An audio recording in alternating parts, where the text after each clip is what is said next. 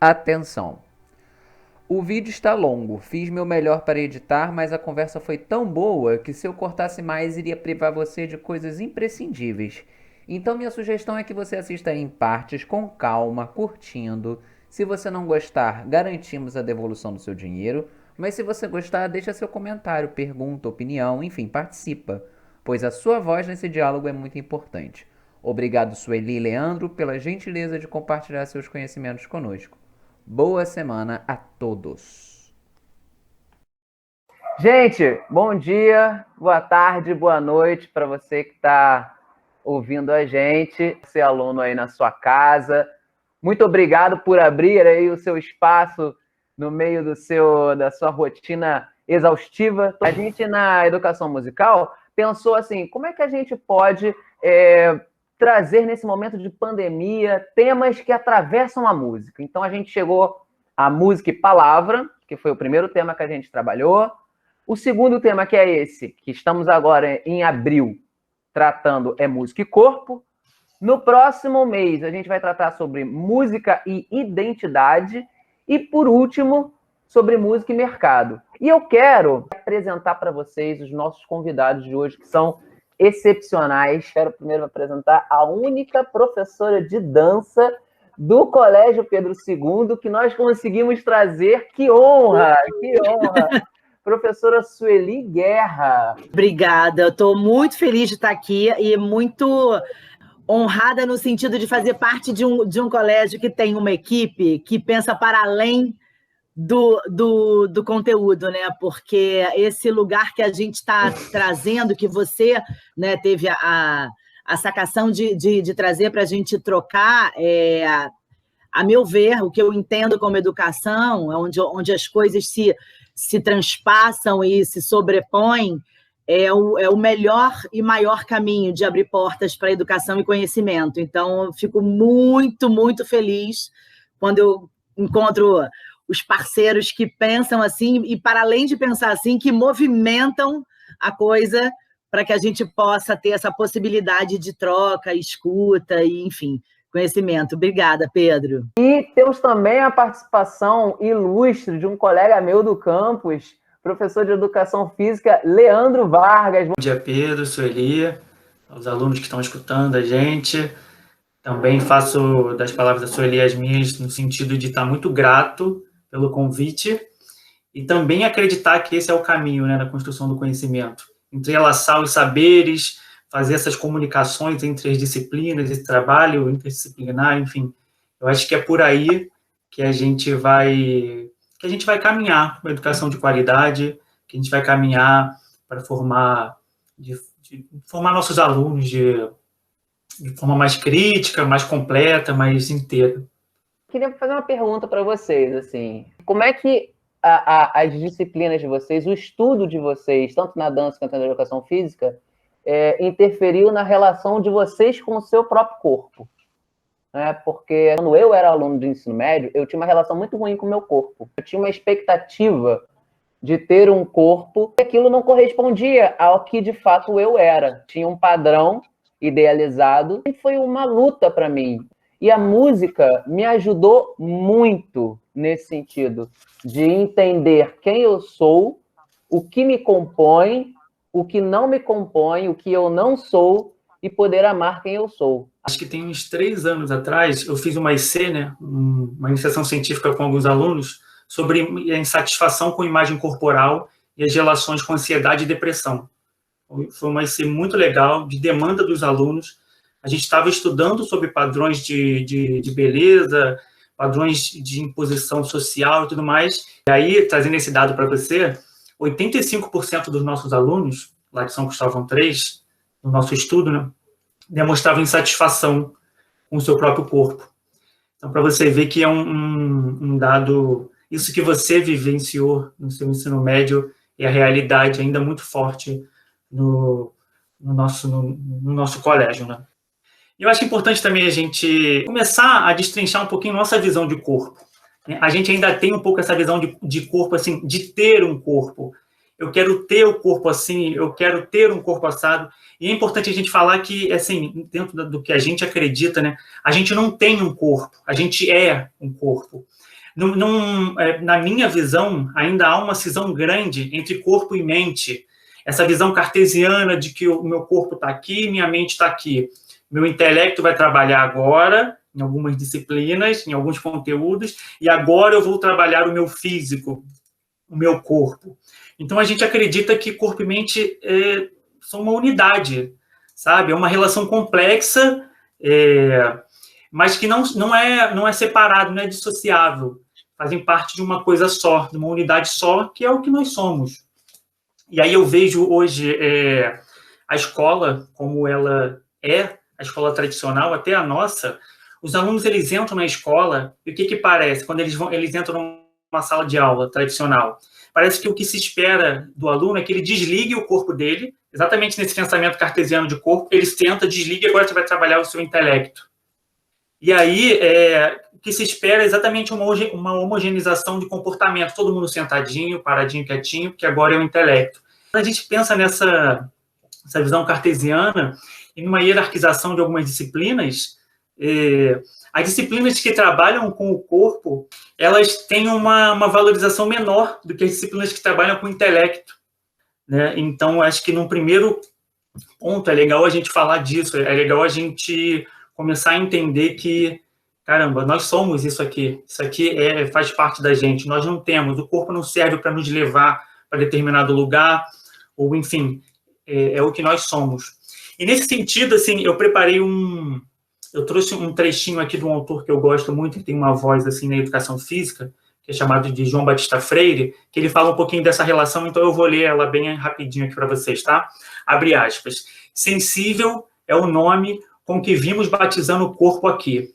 Inteligível é o nome do intelecto, sendo que, neste estudo, é também o nome do corpo. Ou seja, sensível é o segundo nome do inteligível, assim como inteligível é o segundo nome do sensível. O corpo é o sensível e o inteligível. Na nossa tradição intelectual, o corpo não é tratado como inteligível, o espírito não é tratado como sensível. Temos passado tanto tempo pensando assim, que se tornou difícil reconhecer mesmo o sensível do corpo ou o inteligível do espírito. Então, é exatamente, fecha aspas, né? João Batista Freire, 91.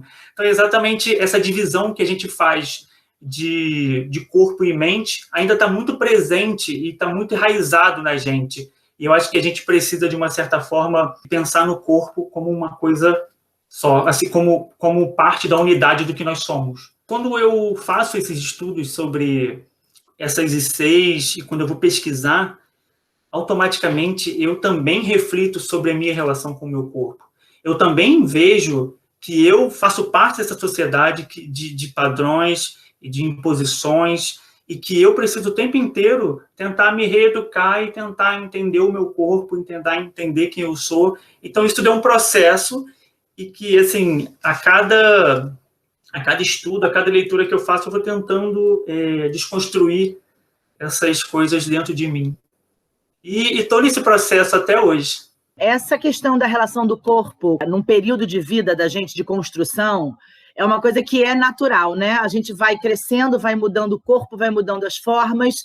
Isso, se ninguém atrapalhar as nossas cabecinhas, já é complexo. A criança tem lá um corpinho, um desenvolvimento, aí de repente ela entra naquele período 12, 11, 12, 13, aí cresce demais, aí alarga demais ou afina demais. Faz parte do crescimento. Isso, por si só, já é uma questão. Então, se a gente tem a ferramenta de iniciativas corporais onde a gente consiga dar uma redinha de proteção para esse ser que está em desenvolvimento, é o que a gente tem que fazer. A gente é bombardeado por imagens e padrões, né? Então, isso já acontece independente de falar das nossas áreas, né? Então, é aquilo que o Leandro falou, a gente tem que desconstruir essa ideia da separação de corpo e mente, porque esse corpo, ele não me leva a algum lugar, não é um automóvel para levar o meu espírito ou minha inteligência para algum lugar. Ele é o que eu sou. Então, esse período de pandemia também tem sido muito interessante nesse sentido, sabe? Da gente não de tentar não abandonar o corpo e não deixar ele sem a motivação, porque essa motivação e esse conhecimento e esse exercício e esse fazer é o que faz a minha mente pensar, porque eles não estão separados. A gente não está separado, a gente habita essa forma, esse volume, esse corpo, a gente habita com sentimento, com pensamento, enfim, com carne, com musculatura, com ossatura, a gente habita isso. É o que a gente é. Então, não tem como separar, porque as pessoas têm a falsa ideia de que, mas você é bailarina, você sempre teve um corpo lindo, sarado, seco, não sei o quê, por conta da demanda de exercícios, e enfim, o que a gente tem que cumprir para se tornar um bailarino de alta ponta. Eu fui da escola de dança, do teatro municipal, aquela coisa toda bem rígida nesse sentido, mas o corpo para mim também era uma questão. Apesar de ter um corpo lindo, dentro do padrão estético perfeito, eu tinha que ser seca, né? Então eu pesava 49 quilos, com esse tamanho que eu tenho hoje, que eu já tinha 1,70 m, obviamente eu era seca, mas eu sempre fiz um estilo, por conta das minhas origens, né, negra e índia, eu sempre fui o estilo, abre aspas, gostosa, então tinha glúteo, tinha coxa, tinha a musculatura potente, e era sempre chamada de gorda, nesse universo tradicional do balé clássico, e eu pesava 49 quilos, tem noção do que é isso? Então, assim, eu também lutava com um padrão que o próprio caminho do corpo, que em teoria deveria me deixar plena ali dentro, mas me exigia. Eu vejo que quando eu abro inscrição, quando a gente estava no presencial, né? Aí vinham as crianças e os adolescentes e falavam, professora, mas eu posso fazer? Não, mas eu sou gordinha. Não, mas eu sou grande. Não, mas eu sou pequena. Não, mas eu... Gente, é para todo mundo, é para geral. E o que me dava maior orgulho era poder reunir aquele grupo tão lindo e heterogêneo, mas autêntico, e continuar batendo na tecla de que dança é para todos. Como você vai usar, né? Se você quer usar profissionalmente, talvez você tenha mais exigências, assim como qualquer outra cadeira que a gente vai escolher na vida, né? Mas assim como música também né? Assim como a educação física também poxa, eu não posso ter essa dinâmica, eu preciso ser atleta, correr 200 metros? Não, mas eu posso correr, brincar, pular obstáculo. Então, é para todos. E por que é tão estranho a gente falar que é para todos? Exatamente por esse ponto que o Leandro colocou lá no início. A gente vem com esse pensamento que a gente tem que desconstruir de que é separado, corpo e mente. Então, parece que determinados assuntos não são para todos. Não, são para todos. É tudo para todos. Sabe, a matemática é para todos. Se meu filho quiser ser físico, ele vai ter que ser muito bom em física. Mas isso não impede dele curtir agora, estudar e querer entender, não é? A gente tem um pensamento ainda, eu acho, limitador e atrasado nesse sentido de que a gente muito cedo tem que determinar o seu fazer. Não, o seu fazer é existir. Exista na sua completude. E aí, sua carreira vai aparecer, sua aptidão maior para isso, aquilo vai aparecer.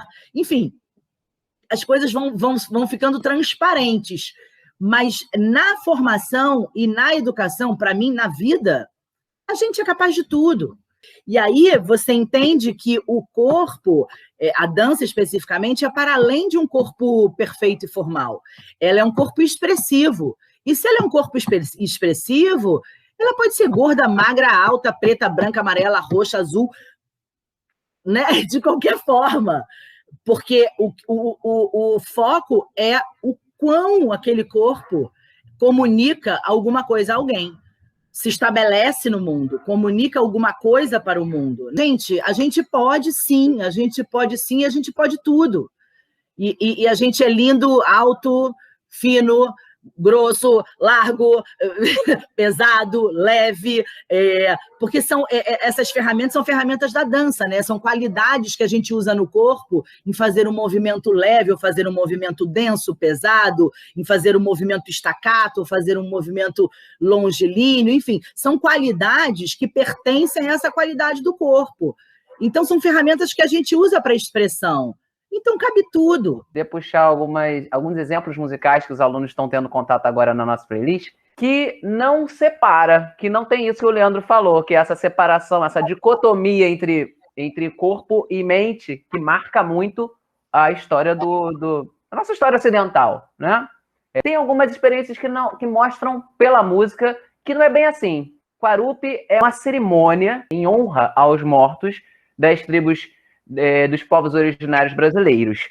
Eu queria trazer essa imagem da roda, em contrapartida à imagem da linha. A gente vive em linha, né? O prédio é linha, a rua é linha, os alunos vão para a escola e sentam em linha, em fileira. A linha é importante, mas tem uma imagem que é muito forte nas culturas dos povos originários, que é a roda. A casa é uma roda, a oca é roda, a taba é roda, a gente senta em roda. É a roda de samba, é a roda do jongo, é a roda da capoeira. O próprio tempo é circular, porque o dia e noite é circular. A experiência da natureza é circular. A vida e morte é circular. Talvez, Sueli, diz para mim, eu ia muito no baile charme que tinha no Bola Preta. Tinha os passinhos. Era muito legal, mas eu não sou bom de coreografia. Eu dançava do meu jeito. E aí eu falava, caramba, tem uma diferença? Será que tem diferença disso na dança? Essa expressão, né? Vou dançar do meu jeito, a dança maluca. Eu vejo que tem muito aluno que fala isso. Você sabe dançar? Ah, ele pensa logo em coreografia. Quem dança não precisa necessariamente fazer coreografia. Quem precisa fazer coreografia é o coreógrafo. Por exemplo, a gente está aqui, nós três, nós temos um fundo diferente, né?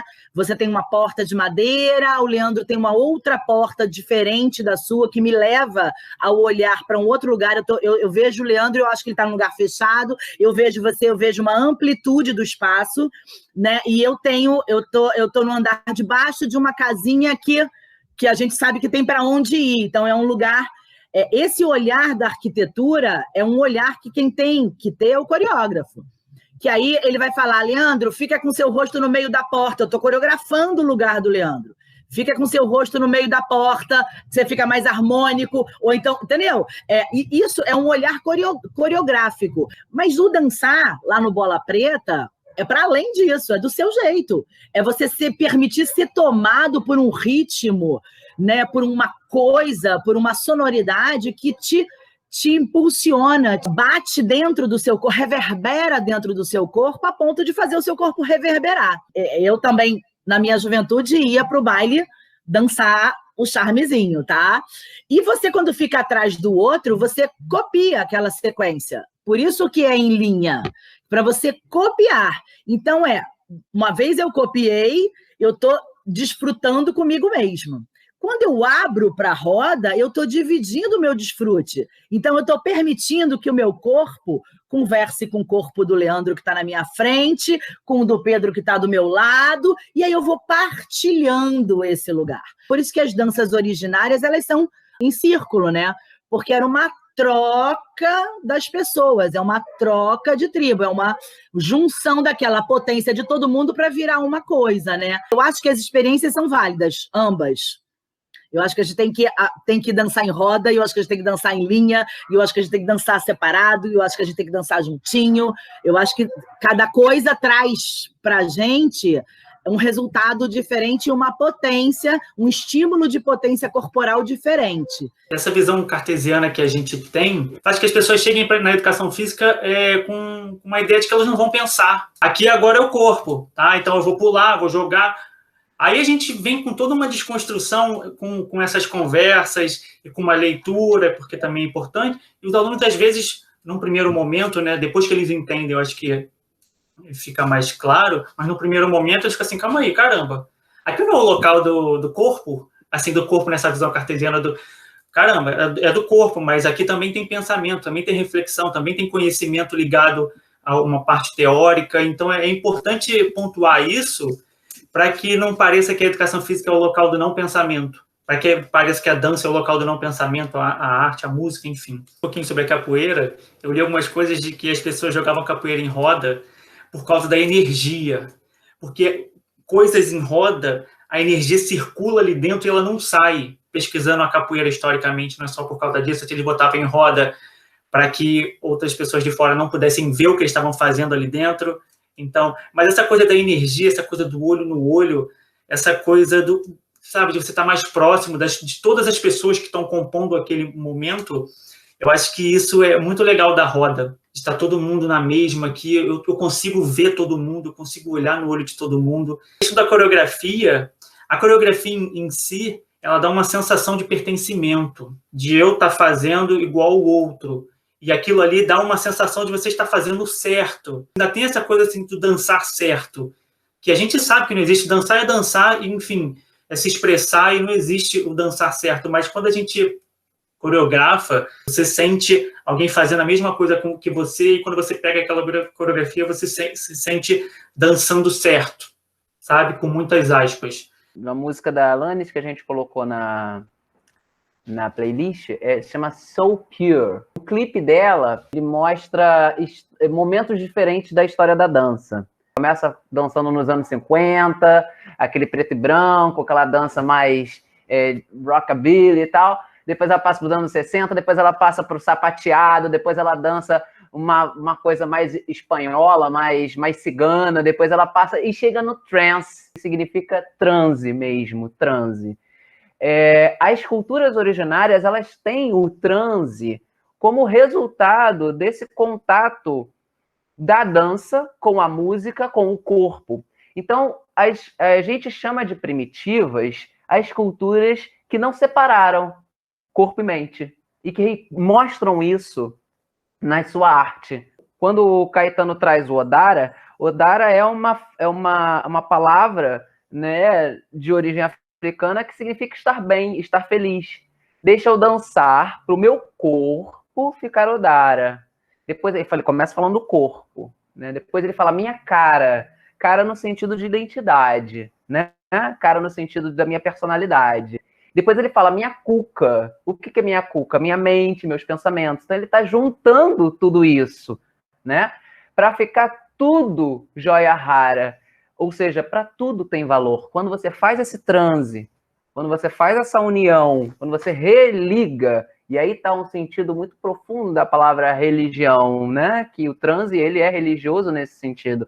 Quando não é uma religião em termos confessionais, não, é uma experiência espiritual. Quando você faz essa ligação entre o corpo, por meio da arte, da dança, do que você está fazendo, até do esporte, quando eu estou correndo. Cara, quando eu estou correndo, bicho, é um momento sagrado para mim, sabe? A minha corrida, e eu corro assim, sabe?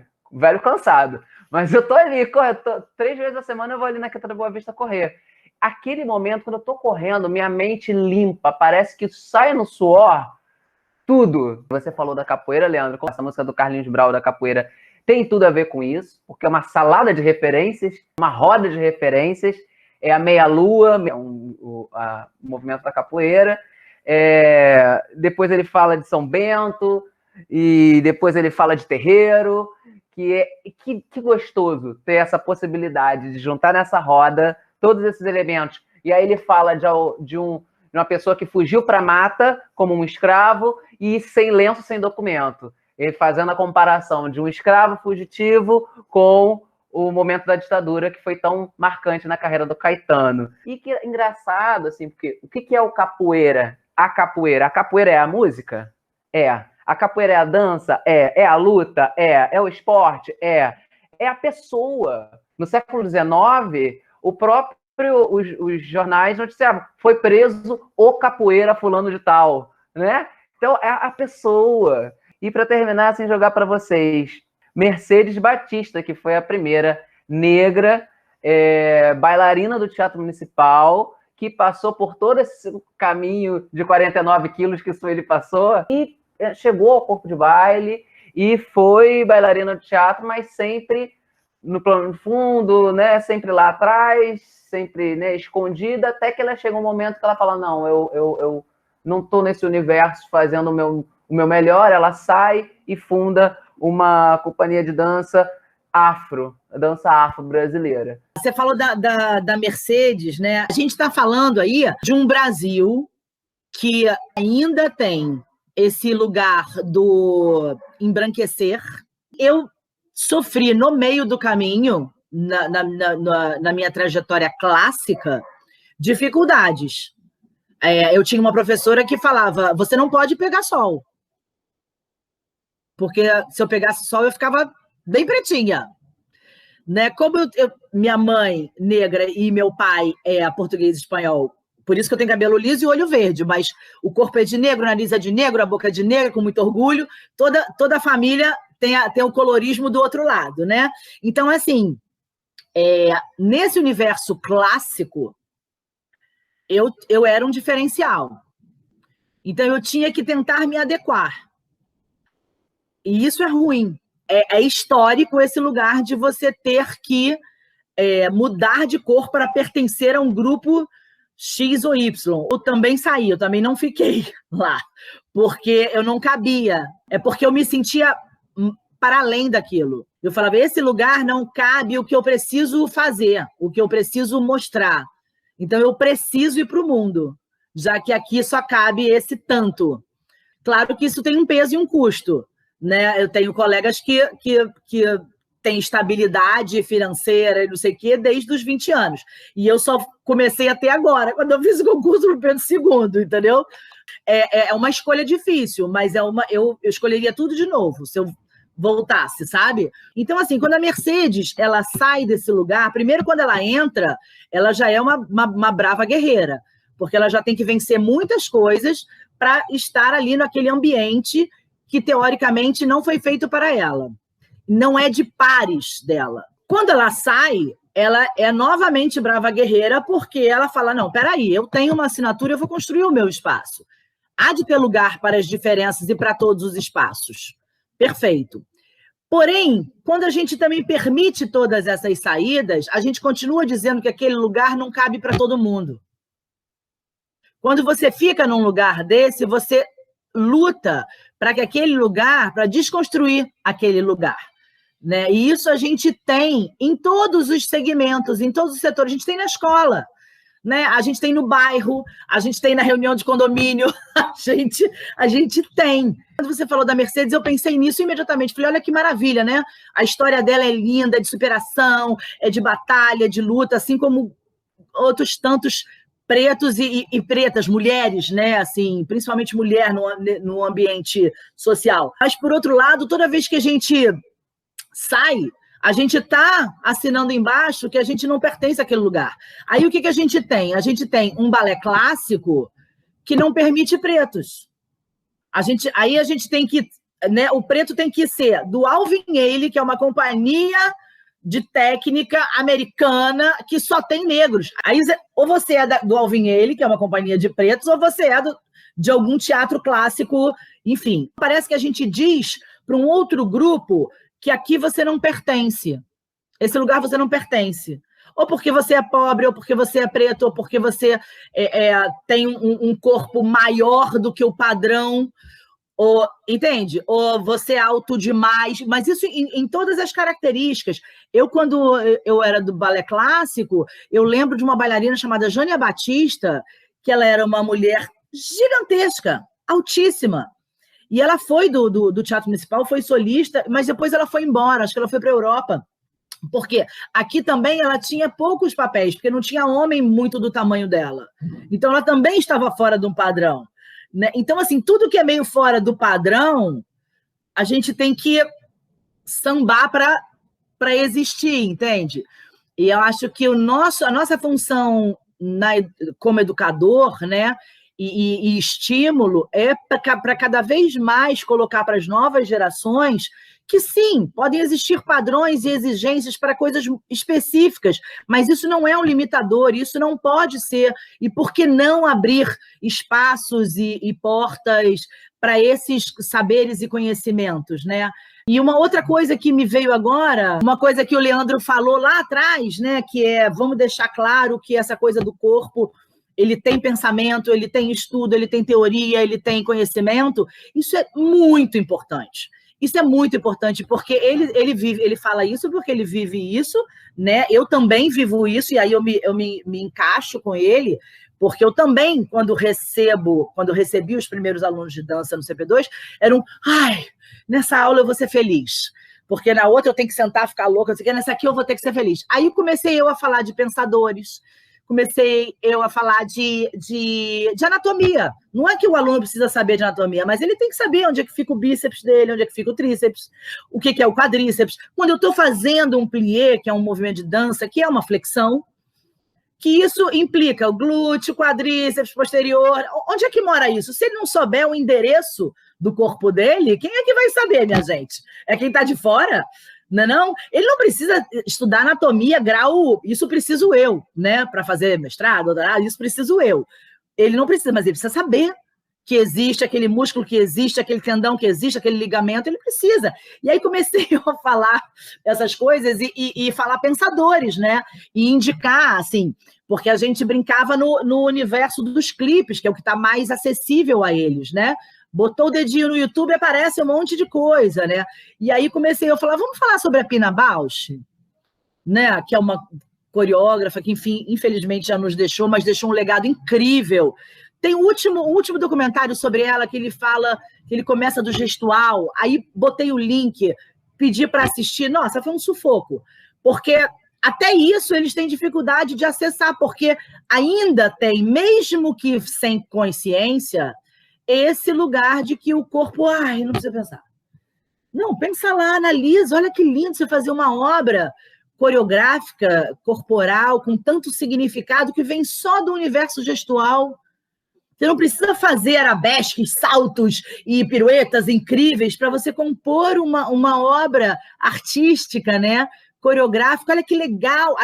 Aí você começa a botar outros saberes e tem sempre o estranhamento do tipo, que nem o Leandro falou, mas aqui não era para eu só correr, não era para eu, sei lá, ganhar alongamento, sair saltando. Não. É porque se você não pensa o seu corpo, quem é que vai pensar? A escola ainda não entendeu a importância do movimento.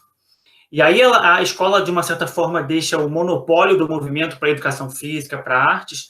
Só que, assim, caramba, o movimento ele é tão rico em termos de ser uma ferramenta de aprendizagem e tudo mais, que todas as disciplinas poderiam utilizar do movimento. Como elas não utilizam, os alunos chegam na educação física com uma demanda muito grande relacionada ao movimento. No ensino médio, eles já passaram por todo esse processo de doutrinação dos corpos, eles já estão mais doutrinados.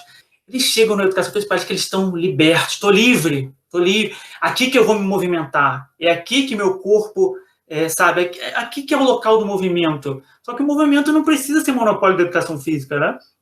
Talvez a educação física seja o local, assim como artes, dança e tudo mais, música, talvez seja um local que ele utilize mais o movimento, ok, mas não precisa ser o único, esses locais não precisam ser os únicos locais do movimento. Estava falando sobre padrões, e eu lembrei de que a gente tem visto muito, a gente vê muito em São Cristóvão, porque assim, a gente tem uma piscina enorme, né?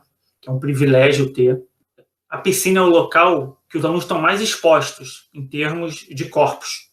E por conta de todos esses padrões que os alunos são submetidos, que nós somos de uma forma geral, é o local que mais, de uma certa forma, as pessoas que não se encaixam no padrão não se sentem à vontade em estar. Então, em alguns momentos, a gente tem que fazer toda essa desconstrução para que o aluno se sinta à vontade naquela exposição, porque para ele, para a sociedade de uma forma geral, o corpo dele não se encaixa num padrão. Muitos alunos que são relutantes a fazer aula na piscina e tudo mais por conta disso. Olha como essa influência desses padrões chegam, inclusive, nessa demanda de movimento, nessa demanda de exposição dos alunos. A gente vive uma indústria da magreza, onde a magreza significa status, sucesso, poder, que as pessoas que não se encaixam nesse padrão pensam que não são suficientes, pensam que seus corpos têm que estar sempre cobertos. Quem se encaixa e quem está dentro do padrão é sempre estimulado a mostrar seus corpos, a gente vê isso em Instagrams da vida e tudo mais. E as pessoas que não se encaixam nesse padrão irreal para muitos, eles são sempre sugestionados a não se exporem, a não expor seu corpo. Isso acaba fazendo com que, de uma certa forma, eles não vivenciem tantas expressões corporais legais, e por conta de todo esse padrão estabelecido pela sociedade inatingível para muitos, irreal. A música da Meghan Trainor fala um pouquinho sobre essa imagem irreal, principalmente da internet, essa imagem que ela é carregada de Photoshop. Ela fala Photoshop, a gente tem também a questão dos filtros. Parece que a gente tem algo que é inatingível. E exatamente esse inatingível, essa nossa ansiedade, essa nossa tentativa de chegar a algo que a gente nunca vai chegar, que faz com que essa indústria do consumo arrecade ainda mais com a nossa insegurança, com a nossa incerteza, com o nosso dito fracasso por não nos encaixarmos dentro desse padrão. Muitos de nós nunca vão chegar próximos ou vão chegar no padrão. E se chegarmos, ele muda. Porque exatamente esse não atingimento desse padrão que vai fazer com que a gente continue tentando. E aí, além de gastarmos rios de dinheiro para chegarmos em algo que a gente nunca vai chegar, ainda tem uma questão de saúde emocional. A gente tem tratado o tema da saúde com nossos alunos, né? De questão de saúde emocional, que fica muito abalada em termos de ansiedade e depressão. Isso, de uma certa forma, vai nos deixando doente. Essa busca por esse padrão nos adoece. O corpo, ele tem que ser seu, ele tem que ser um local que você se sinta bem. Tem que ser um local de expressão sua, de felicidade, de como você vai se comunicar com o mundo. E não vai ser igual a fulaninho X ou a fulaninho Y, que está no Instagram, que está postando suas fotos de biquíni, de sunga. Não vai ser igual a ele. E não precisa ser igual. E tudo bem não ser igual. E deixar claro também que essa padronização atinge muito mais as meninas do que os meninos. Um tempo atrás, a gente tinha um grupo chamado A Mais, que foram até as alunas que criaram Amor Mais, e que nós faríamos rodas de conversa. A gente chegou até a expor cartaz assim, de apoio a essas pessoas que não estão dentro desse padrão e que precisam conversar, precisam ser ouvidas, a gente precisa entender o que elas estão pensando, elas precisam se sentir acolhidas, amar o seu corpo, para ele tratar bem o seu corpo, para ele viver tudo que ele tiver que viver com o corpo dele, sem que ele seja reprimido por tudo isso que a nossa sociedade estabelece como padrão, né? Em Realengo a gente também tem uma piscina. Eu fui do Instituto de Educação, que também tinha um super campus e uma super piscina. E o lugar que eu era mais feliz era quando eu podia ir para a piscina. Acho que tem duas coisas aí. Primeiro, o que eu ia falar é desse lugar que é libertador, do que eu sentia mesmo de vontade de, sabe, sair da aula de português, inglês, francês, porque no Instituto de Educação você tinha aula de um tudo, né?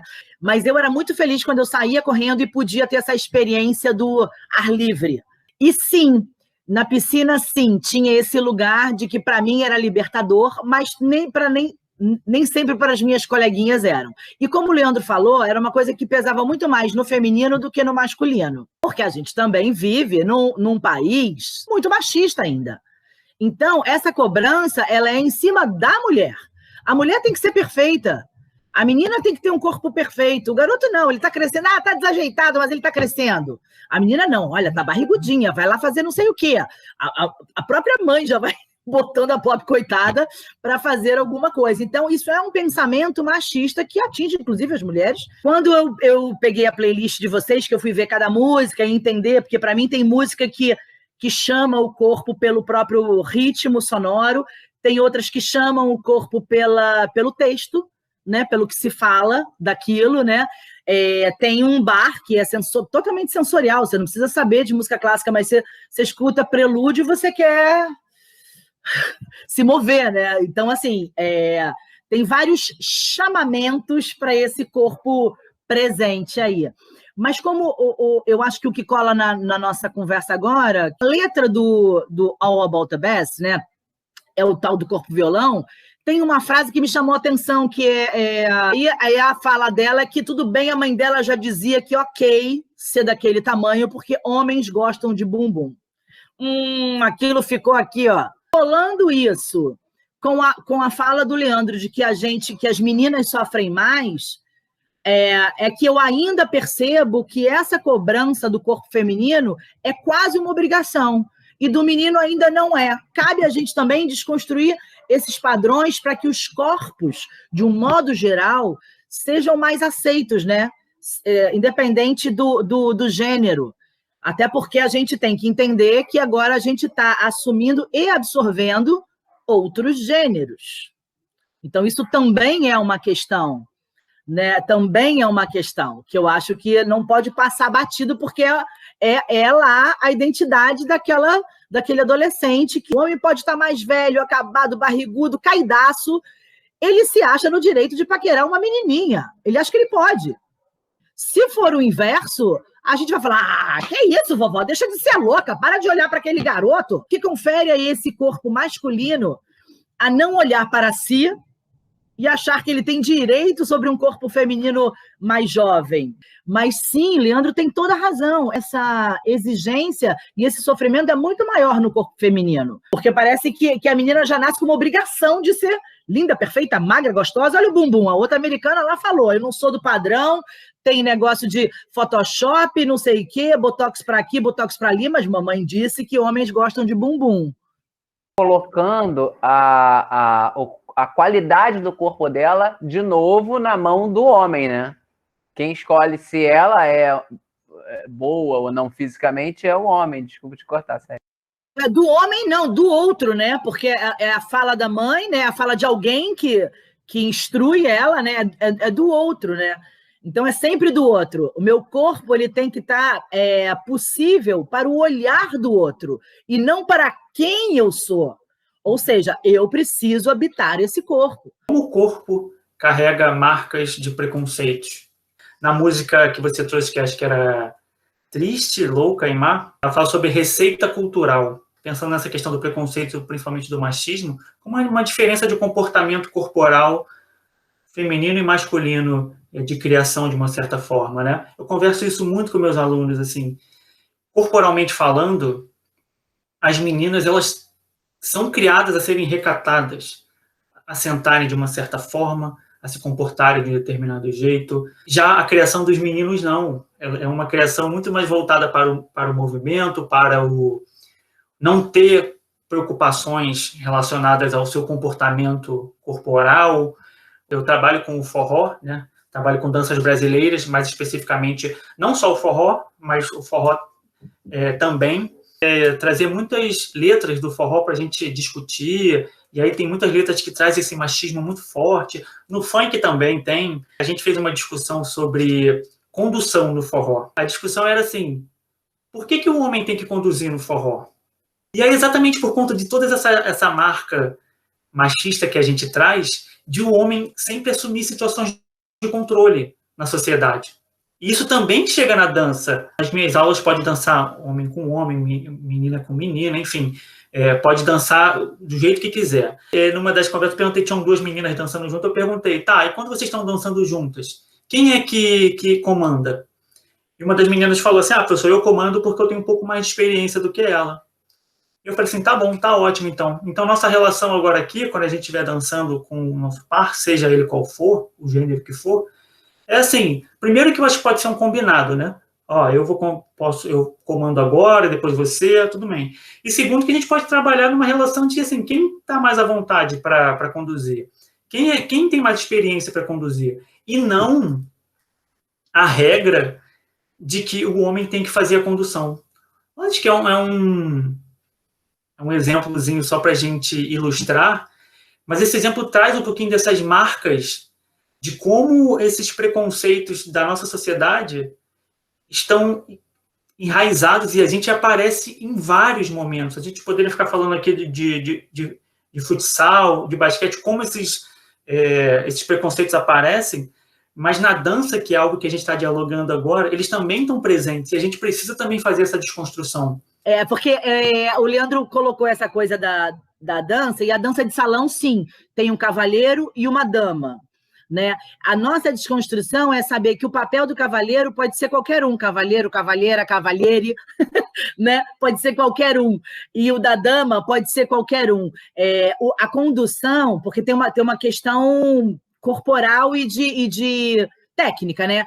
Por que o cavalheiro conduz? Por que ele fica com a mão esquerda aberta e a mão direita atrás da dama? Porque é nas costas da dama que ele direciona para onde ela vem, vai, vira, desvira. Enfim, faz parte da técnica, faz parte da dança ter essa condução. Não é quebrar a condução, é simplesmente dar o lugar da condução para quem pode, né? É só trocar o lugar e saber que a mecânica é essa para quem conduz e a mecânica é aquela para quem reage. E esses lugares estão abertos para idas e vindas para geral, né? Assim, o Leandro faz, é isso mesmo, é isso que a gente tem que fazer. Na minha sala de aula também, professora, eu posso? Eu falei, a gente pode tudo.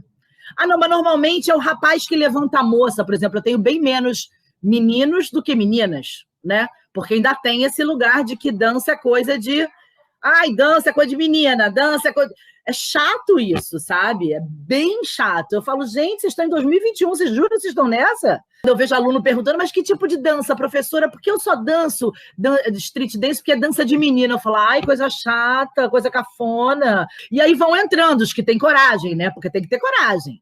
Que aí significa ouvir do campus inteiro. Ah, tá fazendo dancinha. Ah, botou malinha. Ah, tem todo aquela chatice de preconceito, né? Vou levantar uma outra bola, uma coisa que o Leandro falou lá atrás, que ficou martelando na minha cabeça, do quanto as outras matérias não podem perceber que o corpo pode os ajudar na aula, né? Assim, claro, eu sei que o professor também não pode deixar 35 crianças em pé para aprender português, não dá. Eu sei que não é isso. Mas quando você organiza os lugares dos fazeres, tem muitas atividades desse lugar, né, que podem escorrer para o corpo e ser de mais fácil absorção. Eu também sou do universo clássico, né? Estudei piano clássico, então tinha aquela coisa de sentar direito, postura, mão assim, a mão tem que ser assim. E aí eu fiz mestrado, uma coisa que não tinha nada a ver com clássico. Eu fiz mestrado em antropologia da música. E aí eu fui para um bloco afro. Assim, para eu aprender a percussão lá. Chegava em casa e escrevia. Agora, quando eu não aprendi alguma coisa, o mestre da bateria, eu falava assim, mestre, eu não sei como é que é isso, eu não estou entendendo esse ritmo. Ele vinha e batucava no meu ombro. Ele me mostrava no corpo como é que era. Ó, é assim, ó. Vai lá, faz. Entendeu? Então, essa compreensão corporal do que eu estava tentando colocar na minha mente, porque eu fui educado assim, porque eu fui adestrado dessa forma, e que também tem um valor importante, né?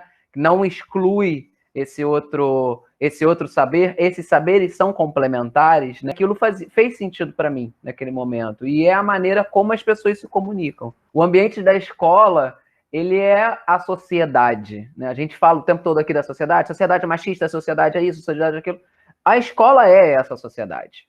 Ela é fruto disso e ela reproduz isso. E o aluno, quando ele está na escola, ele está no mundo possível para ele, que depois vai se transformar no mundo do trabalho, que vai se transformar no condomínio, vai se transformar na família dele, né, que ele vai compor ou não. Mas, enfim, no momento que ele está na escola, a sociedade é aquilo dali. Então, não me assusta a escola ser machista, porque a sociedade o é. Eu não usava o vestiário da minha escola na aula de educação física. Eu ia para casa. Eu saía, ia para casa, tomava banho para depois voltar. Eu tinha essa possibilidade, né? Primeiro, porque eu morava perto, segundo, que a escola permitia. Mas eu não usava o vestiário. Eu tinha vergonha de usar o vestiário. Eu não usava, absolutamente.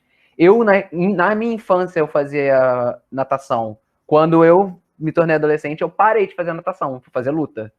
Né? Luta, então tem aquela coisa da agressividade, o menino tem que fazer não sei o que, né? E trazendo a competição, eu coloco também essa questão. A gente que é educador, a gente tem muito cuidado com isso, né? É um cuidado muito, muito delicado, porque se você cria esse ambiente competitivo, reproduz esse ambiente competitivo, a gente está legitimando a ideia de que, bom, temos mulheres, por exemplo, como o Sueli falou, mulheres competem no Instagram sobre corpos, né? Dentro, Leandro, da educação física, como é que vocês trabalham isso? Como é que a gente poderia fazer isso de uma forma trazendo o valor positivo que talvez a competição tenha? Não sei qual é a tua visão, mas eu vejo assim, existe um valor positivo, mas também sem ferendar uma sociedade que já é competitiva, que baseia-se na competição, né? Concordo muito com você nessa questão da competição, principalmente entre meninas, mas de uma certa forma em relação aos seus corpos. Às vezes, você estava falando da sua experiência com a natação, de você não ter feito mais, você não chegou a falar o motivo.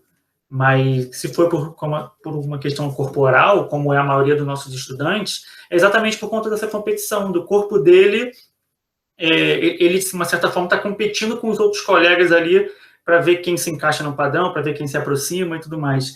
E assim como você, eu também vejo muita coisa positiva na competição, mas é isso, calma aí.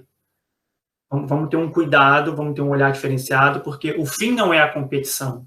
A competição vai fazer parte do processo. E como é que ele compete? Ele é um ser inclusivo, é um ser respeitoso, é um ser que respeita as diferentes identidades, respeita os diferentes tipos de pessoa, como respeita as diferenças, como a inclusão. A competição, ela tem um caráter exclusivo, né, nela. A gente vê campeonatos dentro do colégio e que alguns não participam porque não têm habilidade suficiente. Isso é, uma certa forma, uma exclusão.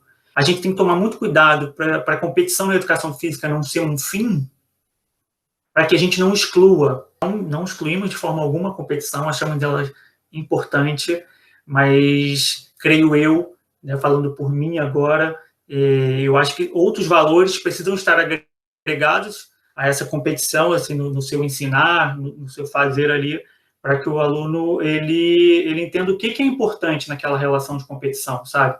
Não é vencer a qualquer custo, não é o competir por competir, não é o ganhar passando por cima de todos, né?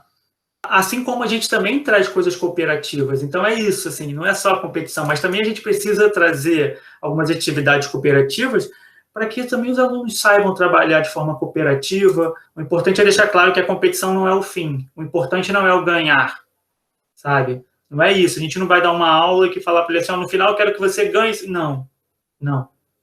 Pelo contrário, sabe? Não é isso o importante quando a gente trabalha a competição. Na dança também tem, principalmente a dança amadora, as academias elas vão competir. Tem, né, assim, tem concurso de dança, o que eu não acho legal. Não acho legal a ideia do concurso, né? Então, na dança, quando a gente trabalha com uma dança profissional, a ideia do concurso ela desaparece totalmente, porque a ideia da apresentação ela é um produto artístico que vai ser vendido ou não, vai ser exposto ou não, vai ser debatido ou não, mas nunca competitivo. Mas no universo amador, isso acontece muito. E eu acho que muita herança dos esportes, né? Porque a dança, no lugar a dança amadora, ela vem a reboque do esporte, né? Ela não tem lugar ainda no artístico profissional, e aí ela fica ali meio pairando no ar, ela tem que se agarrar e vem a reboque do esporte, onde a competição no esporte é importante. Por exemplo, para mim não é uma questão, mas para a educação física porque tem corrida, tem um monte de coisa. Eu fui de equipes de educação física e eu adorava, diga-se de passagem, eu adorava ser desafiada. Isso era uma coisa que me estimulava. Estou falando isso para colar com a ideia que você, Pedrinho, falou de que o corpo dentro da escola ele é uma reprodução do corpo social, né? E o corpo, ele é político. Então, olha a potência que a gente tem e não sabe, ou não usa. Porque, querendo ou não, o corpo é político. E eu, outro dia, descobri uma palavra para trocar a competição, que é o desafio. Porque o desafio desafia você a você mesmo, você com você mesmo. Talvez essa ideia de desafio possa entrar na ideia da competição, porque a competição, para ficar o saudável da competição, porque a competição é saudável, porque na vida a gente vai ter que competir, fazer teste para o emprego. Eu mesmo fiz prova para entrar no Pedro II, tinha uma vaga, foi uma competição. Tinham milhares de pessoas querendo essa vaga. E eu competi com alguém, né? com as pessoas. E isso não quer dizer que outras pessoas sejam menos inteligentes do que eu, de modo algum. Apenas aconteceu pelas demandas e pelo que estava ali, uma junção de coisas, experiência, conhecimento, enfim, um bando de coisas que a gente tem que ensinar para os nossos alunos que faz parte da competição. E que o que não faz parte da competição é você ganhar porque o outro perdeu. Por isso que eu gosto da ideia do desafio, porque você desafia você mesmo. Eu fico falando isso com os meus alunos, assim, professor, eu vou dançar na fila da frente. Eu falei, desafia, se desafia a dançar, né? Agora troca, eu sempre faço desenhos coreográficos que todo mundo passe pela frente, pelo lado, pelo meio, por todos os cantos do espaço, para entender que a valorização e a responsabilidade é igual quando você está na frente, no meio ou atrás. É um trabalho árduo nosso, né, de quebrar esses lugares. Não é nem para deixar de existir, porque realmente a competição saudável ela é importante para que esse corpo político entre na sociedade enquanto profissional, seja ele de que área for, né? Porque se você também não tem competência, não tem aquela força do, porra, errei, mas eu posso tentar de novo, mas eu posso fazer de novo, você no primeiro obstáculo da vida, você desiste. Então, não é, a gente está preparando serizinhos, né?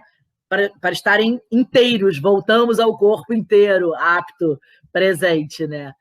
Um pouquinho mais sobre o Francisco Elombre, que é o Trish Loucomar, tem esse nome, porque é a mulher que rejeita a receita cultural sobre o seu corpo. Quando eu vi esse clipe, eu vi mulheres de corpos diferentes e eu lembrei das minhas avós, que eram mulheres cujos corpos estavam marcados pela vida delas, né? A minha avó com aquela perna cheia de varizes, de ficar o dia inteiro em pé na frente do fogão, o dia inteiro em pé na frente da pia, né? A minha outra avó com a cara toda amassadinha, tadinha, de corte de cana, né? Então, como é que realmente o corpo feminino ele recebe essas marcas e quem rejeita essa receita cultural sofre dores. Quem rejeita essa receita cultural é taxada de triste, louco ou má. Quem rejeita essa receita cultural é excluída, experimenta a solidão. É a mulher que não casou ou é a problemática da família. Esses grupos, esse discurso de grupos funciona na exclusão, né? Eu sou Flamengo e não sou Vasco.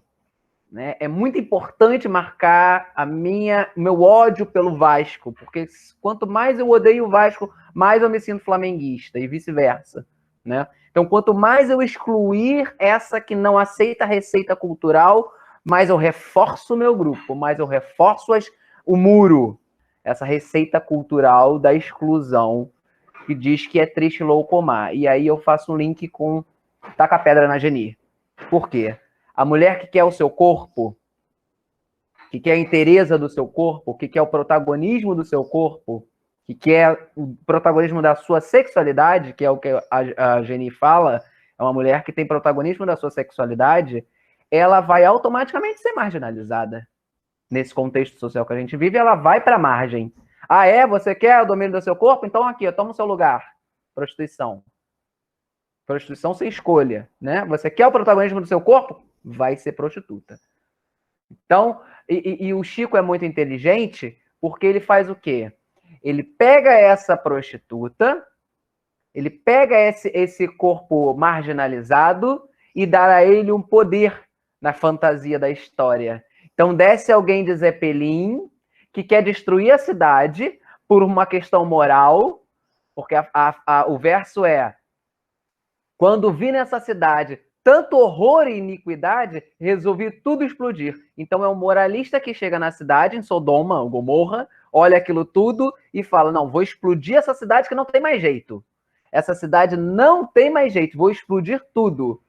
Mas posso evitar o drama se essa formosa dama essa noite me servir. Ela prefere dormir com os animais do que dormir com ele.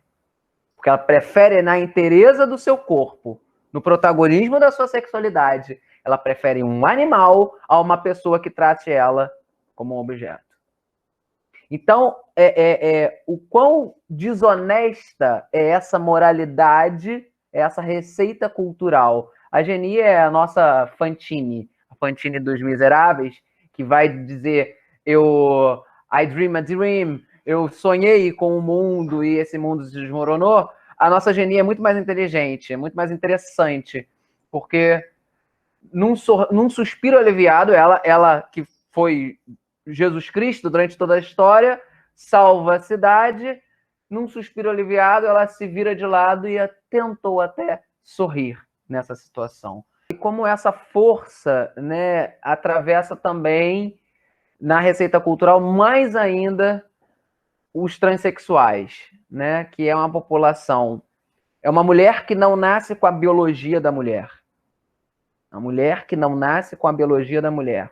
O como isso vai ser, ou o homem que não nasce com a biologia do homem. O quanto isso será violento para ele dentro dessa sociedade. A sociedade que precisa que todos sejam iguais, que pensem igual, né? E como isso é importante também para a sociedade reforçar os seus muros. Porque a partir do momento que eu tenho quem excluir, eu tenho quem tirar de lado, eu reforço a minha identidade, né? Como a gente precisa assim, ainda da exclusão para reforçar os nossos paradigmas. E o corpo é esse lugar. Você quer xingar uma pessoa? Na escola a gente fez isso, né? A criança quer xingar alguém, fala do corpo. Você tem orelha grande, tem cabeça grande. Ai, que mão horrível. Ai, que nariz horrível. Você vai no corpo. O corpo pega na hora. Né? Porque você é feio, ridículo. Você pega na hora. Né? Como é forte isso. E como a gente ainda precisa caminhar no entendimento de que tudo isso está colado, né, gente? Está colado. Como o corpo carrega marcas históricas de preconceito que nós vivemos, né? E aí, mais ainda, o corpo feminino. Quando a gente vê essa tentativa do corpo feminino de sair desse aprisionamento, a gente vê que essa tentativa sempre tem que ser com força, sabe? Nunca é com naturalidade. É sempre através de uma força excessiva. A música é realmente bem legal. O clipe é muito legal, a gente vê aqueles corpos que totalmente fora do que se pensa, do que a sociedade encaixa ali dentro do padrão, e traz um pouquinho dessa tentativa, né? Da tentativa da mulher de sair dessas prisões, de sair desse casulo em relação ao corpo dela, de sair dessa coisa de seu corpo ser para agradar alguém, seu corpo ser para normalmente agradar o homem, sabe? É isso, o corpo é seu, você faz o que você quiser com ele. É importante a gente falar assim, caramba, por que sempre com força? Por que sempre a mulher tem que fazer uma força excessiva para romper esse aprisionamento? Sabe? Quando é que a mulher vai parar de fazer força para que o corpo dela seja aceito? A mulher vai ter sempre que ser forte. E, caramba, e se eu não for forte? E se eu não tiver essa força subversiva, assim, a ponto de, caramba, quebrar paradigmas que estão impostos? Até quando a gente vai precisar? A mulher vai precisar ser forte para subverter isso? Até quando vocês, né, continuarem não nos ajudando? A gente vai ter que ficar gritando até quando vocês não tiverem... Vocês que eu digo, não vocês especificamente, né, obviamente. Mas eu digo uma sociedade e uma masculinidade como um todo. Assim, eu sou mãe de menino e eu educo meu filho de uma maneira muito aberta e livre, principalmente dentro desses conceitos do rosa é de menina e azul é de menino. Desde pequenininho, ele, quando foi pro jardim da infância, ele gostava de rosa, ele gostava da cor rosa. E depois eu entendi, assim, o pai dele, que é um negão de 2 metros de altura, com vozeirão grave, não sei o quê, sempre gostou de rosa, usava umas blusas rosa, uma coisa assim. E aí ele levou isso para a escola, e aí lá numa escolha de fantasias, não sei o quê, ele desenhou tudo rosa, ou escolheu a cor rosa, não lembro exatamente o quê. A professora falou, mas por que você escolheu rosa? Rosa é de menina. Aí ele falou, rosa é cor. E acabou o assunto. Acabou o assunto aí. Então, assim, tá na desconstrução do fazer diário, né, assim. Agora, você falou da força, Leandro, foi interessante que eu lembrei de uma coisa, assim, eu acho que a mulher grita quando ela precisa ser ouvida. E eu acho que o homem grita quando ele precisa ser obedecido.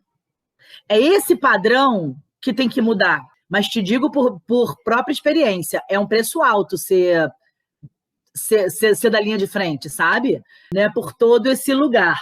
Mas fechando essa ideia com essa coisa das músicas, né?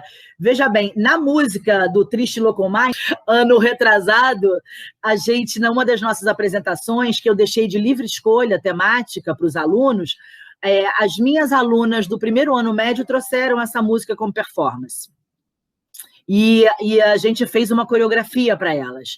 E aí eu fiquei emocionada, assim, eu não parava de chorar na apresentação, era uma coisa, eu chorava todo dia, chorava no ensaio, chorava do que, elas falavam, professora, que coisa, eu falei, eu sou assim mesmo, me deixa botar para fora, porque eu vi um monte de menina, sabe, de 15, 16 anos, escolhendo uma fala de existência, né, do feminino.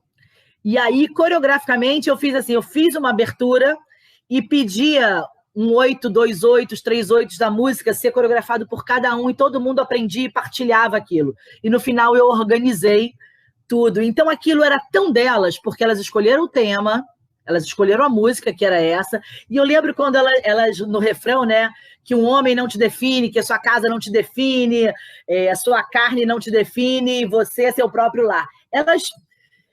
O corpo delas explodia de uma tal maneira, assim, nessa fala, e eu falava, não canta, porque não é musical. Vocês escolheram a música, tem alguém que canta, eu acho muito ruim quando você fica dublando a música, né? Acho muito amador, acho muito ruim. Eu falava, não dubla, mas elas não aguentavam. E aí um dia, quando eu entendi que não era cafonice, que era só simplesmente o corpo delas que não aguentava e tinha que bradar aquele, né? Você é seu próprio lar. Eu falei, tá, gente, fala aí. Então canta aí, pode cantar. E foi lindo, porque era eu que estava careta, entendeu? Eu que estava querendo botar uma ordem, mas estava certo. Elas escolheram o tema, aquilo era legítimo para elas. E eram umas meninas com umas histórias. Depois a gente teve papos sobre isso, com umas histórias de vida, sabe, assim, legitimando aquelas escolhas, falando do pai, da avó, da mãe, das histórias pessoais, assim, né? Então, o que me faz pensar que eu acho que a música e o corpo e a educação física e a dança tem que ter isso que a gente está fazendo agora, sabe? Porque os impulsos para esses corpos existirem, eles vêm de todos os lugares, né?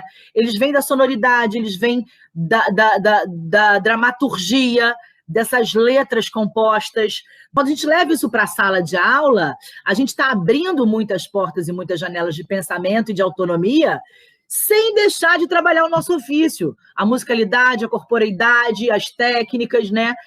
Esses encontros, essas interfaces, esses diálogos, eles precisam existir na educação, no pensamento e na execução. Para além do pensamento, na execução. Nossa e dos nossos alunos, né? Comecei o papo da gente falando um pouco da minha adolescência, e eu queria terminar falando sobre a adolescência de hoje, né? Sobre o universo dos nossos alunos, que é um universo recheado, sim, por Instagram, pelo lidar com o corpo de uma maneira muito marketing, né? Tem um livrinho do Noam Chomsky excelente, se chama Mídia, e ele fala como no século XX a propaganda surgiu no universo das empresas, e ela foi caminhando para diferentes lugares da sociedade. Ela passou para a política, depois ela passou para os alimentos, depois ela passou para a ciência, e ela chegou no corpo, né? Então, todos nós, hoje, somos atravessados por propagandas de corpos. Hoje a gente está diante de um padrão que é a propaganda, como eu vendo o meu corpo e a minha personalidade. Como isso está no universo dos nossos alunos, também no não corpo, como o Sueli fala, porque eu hoje vejo, dando aula, Leandro provavelmente deve ver isso também, os alunos entram nas salas, as fotos são de avatar, né? Não é foto deles. Eles não abrem a câmera. Às vezes não abrem nem o microfone. Assim, é um distanciamento absoluto daquilo, né? É como se todo mundo tivesse sentado no fundo da sala com uma cortina na frente, o professor entra e fala acreditando que os alunos estejam ali atrás. Claro que existe toda uma dinâmica importante a ser considerada, o espaço da casa, quem está habitando na casa, se a pessoa está... se tem condições de abrir aquela câmera para casa, mas assim, chama atenção para isso, né? Porque os corpos, servindo como propaganda, eles precisam ser invejados, né? Eles precisam ser desejados. Eu quero que meu corpo seja desejado segundo esse padrão. Hoje a gente vive a cultura de novinhos, né? A música fala isso o tempo todo. A novinha, ou novinho, não sei o quê, exaltando isso, né? A eterna adolescência. E isso vai mudar. Assim, é preciso que alguém diga, olha, você que agora tá tirando fotos sem blusa, tá tirando fotos, seu corpo vai mudar. E aí, quando você não for mais novinho, né? Você vai ser feliz? Você vai querer ostentar isso? Não, porque o problema não é o corpo que você tem. O problema é a ostentação. O problema é estar nessa ostentação, né? Que é diferente de você ter orgulho do seu corpo, que é diferente de você ter amor pelo seu corpo. Quando você entra no universo da ostentação, esse buraco negro vai te conduzir para uma competição, para uma não aceitação de quem você é inteiro, né? E vai te reduzir, vai te jogar numa redução. Que se usa um discurso tão importante que é aceite seu corpo, ame seu corpo, cuide do seu corpo, e rapidinho você chega num lugar perigoso, que é esse de corpo ostentação. Quais são os nossos heróis hoje, né? Eu não estou falando de heróis do campo, né, da Marvel. Assim, os nossos heróis são negros? São cadeirantes? Os nossos heróis são pessoas com corpos diferentes? São gordinhos? Estou falando de obesidade, estou falando de compleição física. Essa indústria cultural toda está baseada na exaltação de um corpo para que você continue como consumidor, para que todos nós continuemos como consumidores, consumindo não só produtos, mas consumindo ideias, consumindo ideais. Então, a mensagem final de Música e Corpo é que a música te ajude a despertar para uma relação positiva com o corpo, uma relação que considere o seu corpo como uma casa de cuidado do corpo, de orgulho do corpo, de saúde, de expressão, mas também de responsabilidade. Que você olhe para você com responsabilidade. A vida, ela foi te dada, independente do que você acredite. Você não nasceu por si próprio. A vida foi te dada. É um presente. Cuida, porque você vai ter que devolver. Tá? É tipo o livro que você usa hoje, né? Cuida dele, porque no final você vai ter que devolver esse livro. E alguém vai usar. Alguém vai usar. Os outros seres corporais do planeta Terra, que é o grande corpo, vai usar, né? Que você tenha uma passagem pela escola que te ajude a entender que todas essas competências que a gente está falando, educação física, dança, música, matemática, tomara que as exatas um dia redescubram o corpo, né? Porque elas surgiram no corpo, né? Aristóteles, pai da ciência, era fisiologista. Todas elas surgem no corpo. Tomara que os alunos entendam que a gente também tem os conhecimentos cognitivos. É delicioso estar aqui com vocês e queria uma palavrinha de vocês para a gente encerrar. Agradecer ao Pedro e à Sueli por essa manhã desse bate-papo. E, assim, dizer, Pedro, que eu estou aberto, a Sueli também, a gente da Educação Física, a gente está aberto a esse diálogo. Eu acho que, caramba, eu quero pensar que é um caminho sem volta e que a gente faça isso mais e mais vezes. E dialogando um pouquinho com essa última fala sua, a gente realmente vive uma sociedade imagética, né? Tem um filósofo francês que fala disso, eu acho que é o Guy Debord. A propaganda, ela faz com que a gente, de uma certa forma, queira ter algo, primeiro, que a gente não precisa, e segundo, que às vezes nem é real. A propaganda do corpo faz isso também. A propaganda que a gente vê hoje em termos de Instagram, eu acho que acaba fazendo isso, fazendo com que a gente queira atingir uma imagem que nem existe. Numa das conversas com meus alunos, a gente estava conversando sobre o Instagram, e uma menina falou que a foto dela que tem mais curtida é a foto que ela está de biquíni. E aí o que se busca no Instagram? Curtida. E o que tem mais curtida? Foto de biquíni. Mas para você ter curtido, você tem que estar dentro do padrão. E aí vira, né, um círculo vicioso de você estar buscando uma aceitação ali através das curtidas, né, que te aprisiona o nosso corpo nesse sentido de caramba, eu quero ter mais curtidas, eu quero que as pessoas reconheçam mais, para isso eu preciso me encaixar nesse padrão. Então, é importante esse diálogo para a gente desconstruir isso, sabe? Ao mesmo tempo que, assim, perguntar para os outros, tá, e vocês estão consumindo o quê no Instagram? Quem são as pessoas que você acompanha, curte? São as que estão com o corpo exposto? Porque isso vai virar um ciclo. Para aquela pessoa vai ser a mesma coisa. Então, assim, o que está sendo consumido por esses jovens em termos de imagem?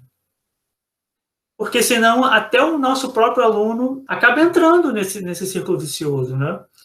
Então, a pessoa quer, às vezes, que o corpo dela seja aceito, e é o que a gente espera, que todos os corpos sejam aceitos. Mas a gente precisa dialogar sobre isso, tá? Mas e você? O que você consome? Qual é o corpo que você consome? Entendeu? Qual é o corpo que você valoriza na internet? Enfim, eu acho importante para os nossos alunos começarem a pensar nisso também. Porque os corpos que são mais consumidos, e eu posso falar para vocês com mais propriedade, são os corpos expostos que se encaixam num padrão. Enfim, são muitas reflexões, tem muita coisa, e só queria me despedir também, só reforçando o agradecimento. Espero que a gente faça mais vezes. Isso que a gente está fazendo é uma aula de tanta potência que as pessoas também têm que entender que esse diálogo, essa troca, isso também é aula. Isso também é bater ponto, sabe? Porque a gente fica separado disso, parece que só tem um tipo de assunto, né? E de aula e de comprovação. Esse pensamento, essa troca, esse desenvolvimento, a quantidade de alunos que vai acessar esse YouTube, acho que é no YouTube, né? Esse YouTube, e que pode ser movido, pensado, estimulado a fazer trocas e retornar para a gente enquanto aluno, né? Esse lugar é uma aula de tanta potência quanto a gente sentar e decorar sei lá quantas milhões de coisas, que também vai servir para a nossa vida adulta, né?